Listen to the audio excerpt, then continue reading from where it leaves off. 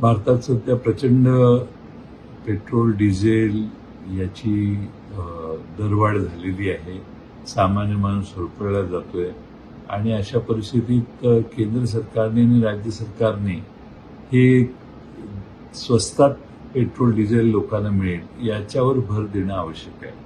म्हणून मी महाराष्ट्र सरकारला विनंती केलेली आहे की ही अभूतपूर्व परिस्थिती आहे. अशी पूर्वी कधी परिस्थिती नव्हती की ज्यामुळे राज्य सरकारने देखील आपण आपल्या महाराष्ट्रातला डिझेलवरचा, पेट्रोलवरचा कर जर कमी केला तर हे पेट्रोल, डिझेल स्वस्त होईल आणि त्याचा परिणाम, त्याचा लाभ सामान्य नागरिकांना महाराष्ट्रात होईल.